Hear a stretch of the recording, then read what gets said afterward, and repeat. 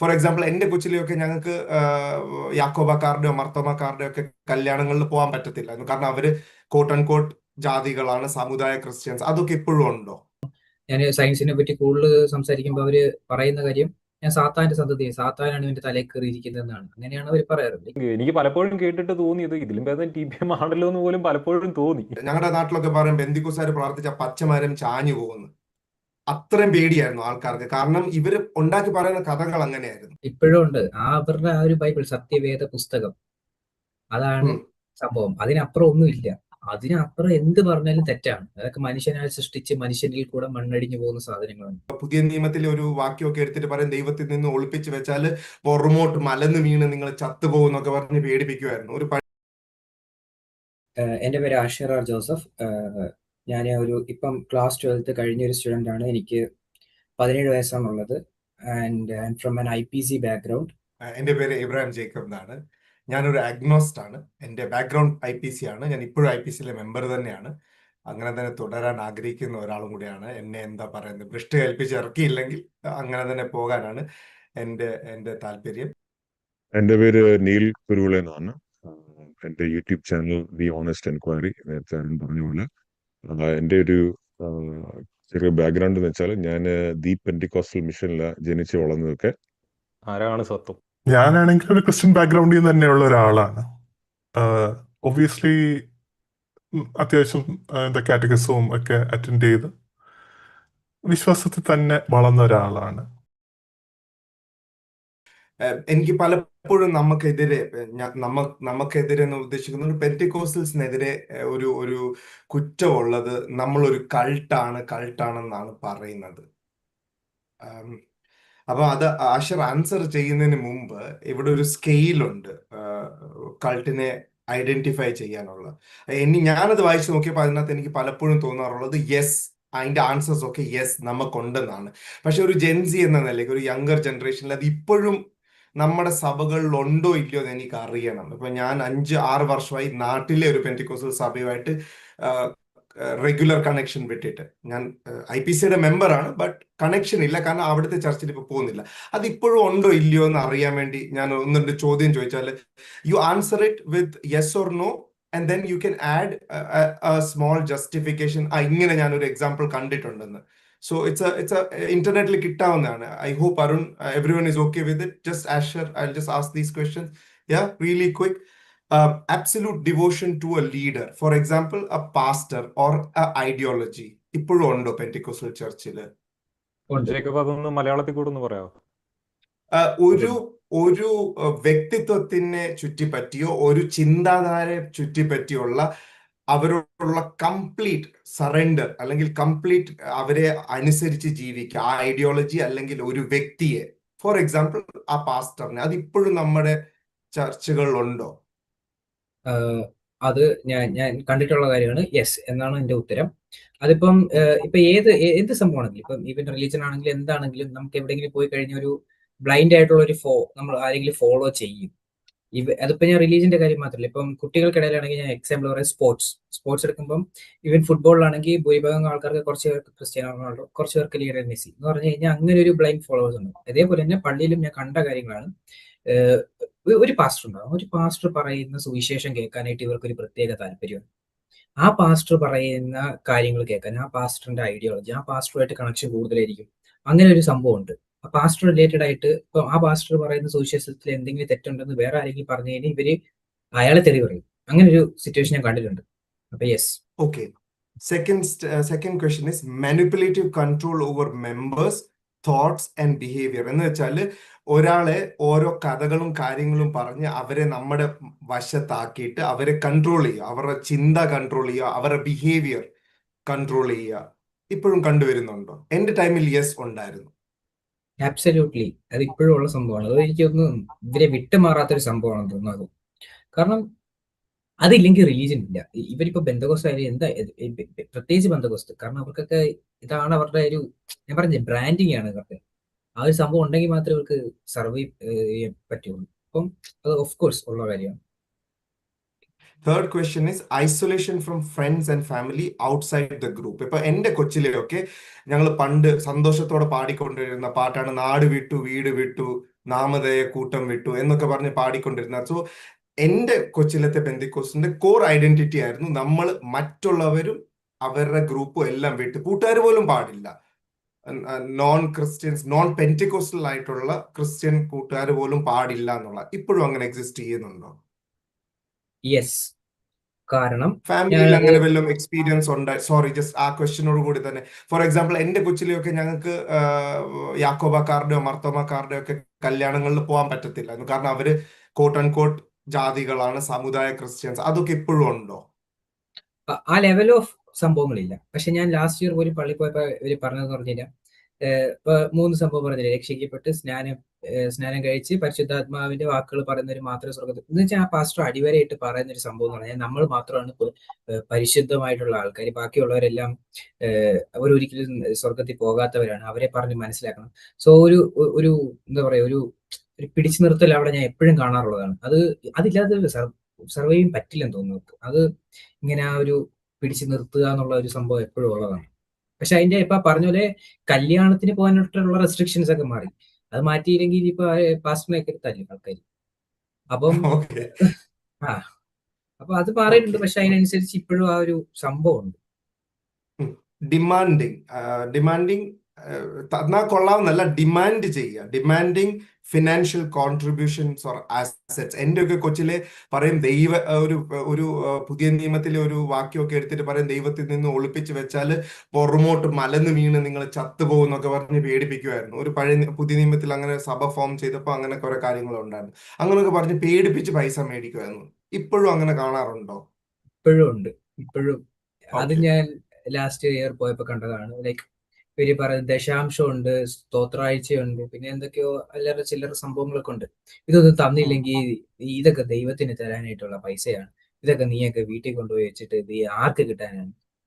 ഒരു 1000 രൂപ ദൈവത്തിന് കൊടുക്കാൻ പറ്റത്തില്ലെങ്കിൽ എന്ന് പറഞ്ഞാൽ പാസ്റ്റിന്റെ പോക്കറ്റിലാണ് പോകുന്നത്. അതാണ് ദൈവം. ഓക്കെ. പാസ്റ്റിന് കഞ്ഞി കുടിക്കാനായിട്ടാണ് പാസ്റ്റർ ഈ ഡയലോഗ് പറയുന്നത്. പിന്നെ ആരെങ്കിലും, എനിക്ക് തോന്നുന്നു ആരെങ്കിലും ദശാംശം ഒന്നും തന്നില്ലെങ്കിൽ അടുത്ത ആഴ്ചത്തെ പ്രസംഗത്തിൽ ഇത് പറയും, ദൈവത്തിലേക്കുള്ള എന്താ പറയാ സംഭവങ്ങളൊന്നും തരാത്തവരെല്ലാം നാശത്തിലേക്കാണ് പോകുന്നത് എന്നൊക്കെ പറഞ്ഞ് അതൊക്കെ ഉള്ളതാണ്, കേട്ടിട്ടുള്ളതാണ്. Loss of personal autonomy and independent thinking എന്റെ കൊച്ചിലേക്ക് ഉണ്ടായിരുന്നു. പേഴ്സണൽ ഓട്ടോണമി ഇല്ല, പേഴ്സണൽ സ്പേസ് ഇല്ല. ബുധനാഴ്ച കോട്ടേജ് മീറ്റിംഗ്, വെള്ളിയാഴ്ച ഒരു പ്രാർത്ഥന, ഞായറാഴ്ച ഒരു പ്രാർത്ഥന, അതിൻ്റെ ഇടയ്ക്ക് പട്ടിണിയിട്ട് ഉപവാസിപ്പിച്ച് പട്ടിണിയിട്ട് നമ്മളെ വേറൊരു രീതിയിൽ ഇത് ചെയ്യുക. ഇപ്പോഴും അത് എക്സിസ്റ്റ് ചെയ്യുന്നുണ്ടോ? ഓഫ് കോഴ്സ് അത് ഇപ്പോഴും നിൽക്കുന്ന ഒരു സംഭവമാണ്. ചെറിയ പ്രായം മുതലേ ഈവൻ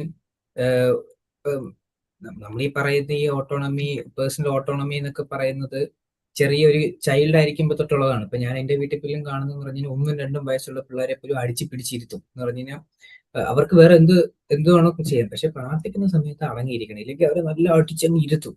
അത് ഞാൻ കാണുന്നത്. അപ്പൊ എന്താണെന്ന് വെച്ചാൽ ഇവർക്ക് എത്രയാണ് ഇവർക്ക് ചിന്തിക്കാൻ ശേഷിയാകുന്ന പ്രായത്തിന് മുമ്പ് തന്നെ ഇവർ ഇതിനകത്ത് പെടുത്തുകയാണ്.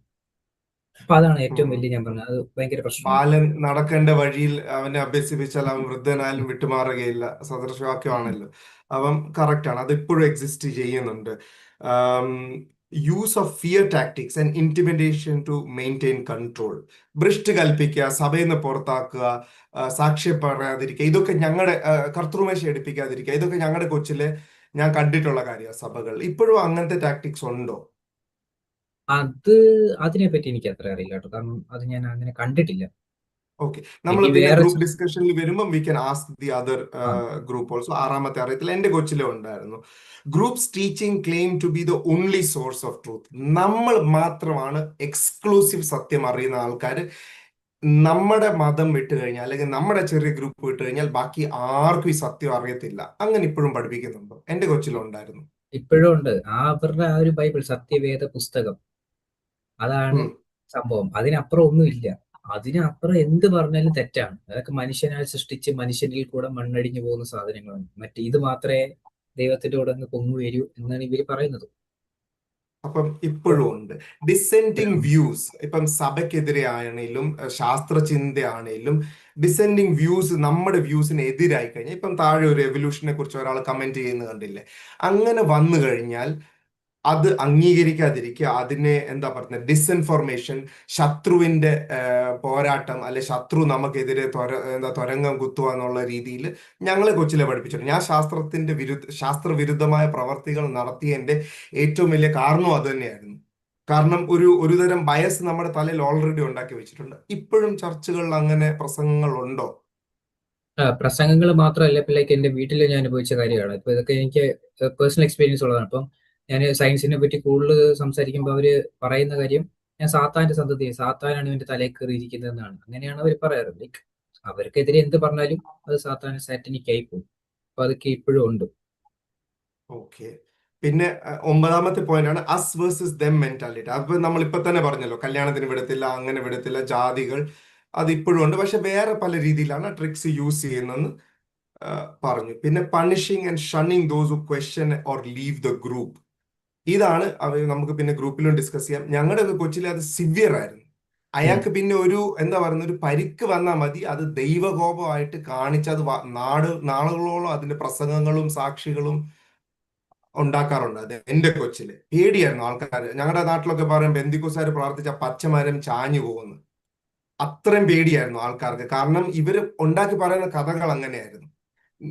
ഇത് നോൺ പെന്തിക്കോസ്റ്റലായിട്ടുള്ള ആൾക്കാർ ഞങ്ങളുടെ നാട്ടിൽ പറയുന്ന കാര്യമാണ്. പെന്തിക്കോസുകാർ പ്രാർത്ഥിച്ചാല് പച്ചമരം ചാഞ്ഞു പോകുന്നുള്ള പേടി. അപ്പം അതിപ്പോഴും ഉണ്ടോ? അങ്ങനത്തെ ട്രിക്സ് ഇപ്പോഴും ഉണ്ടോ നമ്മുടെ ഇടയിൽ?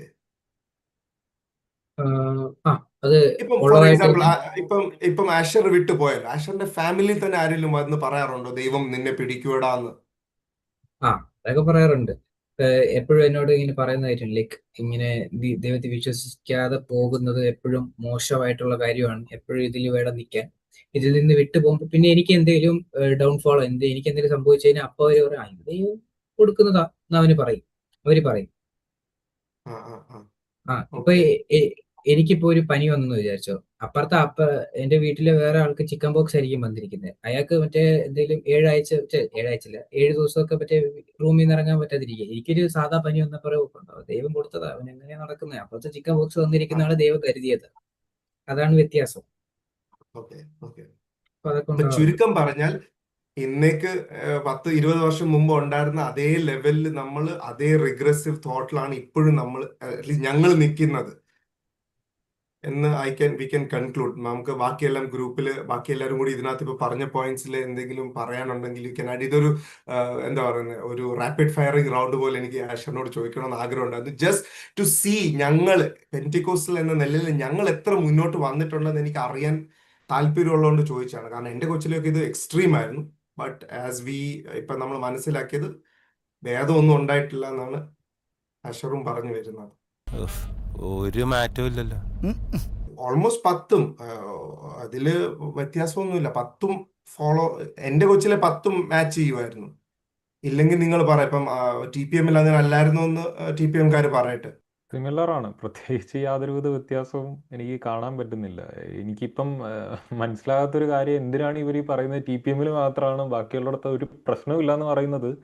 ഇപ്പോഴത്തെ കഥ പോലും കേട്ടിട്ടും പ്രത്യേകിച്ച് മാറ്റമൊന്നും എനിക്ക് പലപ്പോഴും കേട്ടിട്ട് തോന്നിയത് ഇതിലും ഭേദം TPM ആണല്ലോ എന്ന് പോലും പലപ്പോഴും തോന്നി. നീലിന് ആഡ് ചെയ്യാൻ വല്ലതും ഉണ്ടോ ഇതിനകത്ത്? അതോ ഇങ്ങനെ അല്ലായിരുന്നോ? നീലിന്റെ എക്സ്പീരിയൻസ് ഇങ്ങനെ അല്ലായിരുന്നോ?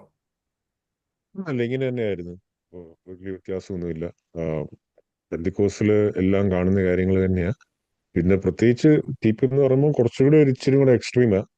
ആ ഒരു വ്യത്യാസമേ ഉള്ളൂ. ബാക്കി അല്ലെങ്കിൽ പൊതുവെ എല്ലാം ഒരുപോലെ തന്നെയാ. നമ്മൾ എല്ലാവരും പെന്തിക്കോസുകാരാണ്. Okay, Sathwam is the only non Pentecostal Christian. സത്വത്തിന്റെ ഇതിനകത്ത് ഈ 10 പോയിന്റിൽ എന്തെങ്കിലുമൊക്കെ മാച്ച് ആകുന്നുണ്ടോ? അതോ you are much more liberal? എന്താണ്? ഞാൻ ഭയങ്കര ലക്കിയാണ് ഇക്കാര്യത്തില്. ഞാൻ അത്യാവശ്യം ലിബറൽ ആയിട്ടുള്ള ഒരു കമ്മ്യൂണിറ്റിയിലാണ് ജീവിച്ചിട്ടുള്ളത്. ഓക്കെ, ജസ്റ്റ് അറിയാൻ വേണ്ടിയായിരുന്നു. മെജോറിറ്റി ഞാൻ എൻ്റെ നോൺ പെന്തിക്കോസ്റ്റൽ ക്രിസ്ത്യൻ കൂട്ടുകാരോട് ചോദിച്ചിട്ടുണ്ട്. അവർ പൊതുവേ പറയുന്ന ഇത് തന്നെ, ഞായറാഴ്ച എല്ലാവരും ഒരുമിച്ചിരുന്ന് ചോറും മോരും പോത്തും മീനും ഒക്കെ കഴിക്കുമെന്നല്ലാതെ പ്രത്യേകിച്ച് കുർബാനയ്ക്ക് പോകണമെന്നോ ആരും പള്ളിയിൽ നിന്ന് വന്ന് ചോദിക്കുവോ അല്ലെ ഭ്രഷ്ട് കൽപ്പിക്കുവോ അങ്ങനൊന്നും ഇല്ല. അപ്പം ജനറലി ഒരു കൾച്ചറൽ ക്രിസ്ത്യൻ സത്വം പറഞ്ഞതുപോലെയാണ് മെജോറിറ്റി ആൾക്കാരും ഉള്ളത്. പിന്നെ നമുക്ക് മാത്രമേ ഉള്ളൂ ഇങ്ങനെ എക്സ്ട്രീമിസ്റ്റ് ഐഡിയാസ് ഉള്ളതെന്ന് ഒരു ജനറൽ ഐഡിയ ഉണ്ട്.